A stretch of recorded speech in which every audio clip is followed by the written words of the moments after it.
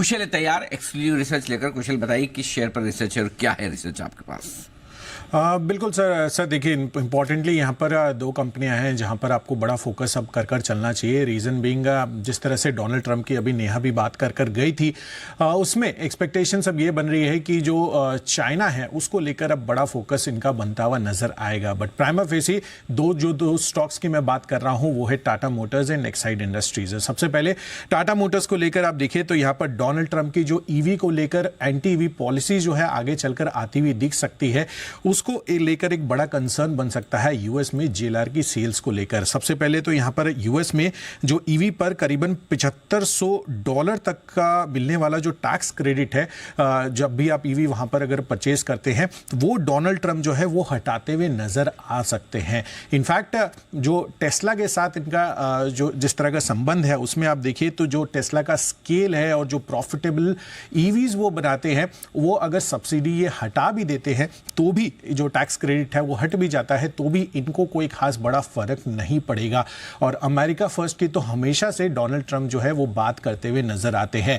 साथ ही चीन को लेकर आपने देखा ही है कि किस तरह का इतिहास इनका टैरिफ वॉर्स को लेकर होता हुआ दिखा था।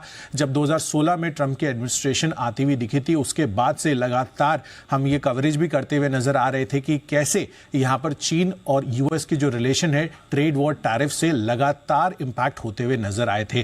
तो जाहिर सी बात है कि वहां पर चीन की तरफ से जो चीनी ईवी बैटरीज है उस पर भी बड़ा इंपैक्ट होता हुआ नजर आएगा। इनफैक्ट ग्लोबली अगर आप इकोसिस्टम देखेंगे तो जो फॉसिल फ्यूल्स की तरफ ज्यादा फोकस हमेशा से डोनाल्ड ट्रंप का रहा है और जो इंसेंटिव्स पहले ईवीज के लिए मिलते थे वो हो सकता है कि आगे चलकर डिसकंटिन्यू अगर होते हैं तो लिथियम सेल के प्राइसेस पर भी आपको गिरावट आती हुई दिख सकती है। इससे एक्साइड इंडस्ट्रीज के लिए पर्टिकुलरली जिस तरह का रनअप इस काउंटर ने दिखाया था, आगे चलकर जो बड़े एक्सपेंशन प्लान्स इनके होने वाले थे लिथियम आयन सेल्स मैन्युफैक्चरिंग को लेकर, उस पर एक बड़ा क्वेश्चन मार्क भी बनता हुआ नजर आ सकता है। रीजन बीइंग ग्लोबली अगर ईवी अडॉप्शन स्लो होता है तो इस पर क्लियर कट इंपैक्ट आ सकता है। टाटा मोटर्स को लेकर आप देखिए तो यहां पर कुछ आंकड़े मैंने जुटाए हैं जिसमें अगर आप कुल होलसेल बिक्री देखेंगे Q2 में जो हुई है, नॉर्थ अमेरिका का 28.9% हिस्सा यहां पर ये कंट्रीब्यूट करते हुए दिखे हैं नॉर्थ अमेरिका से।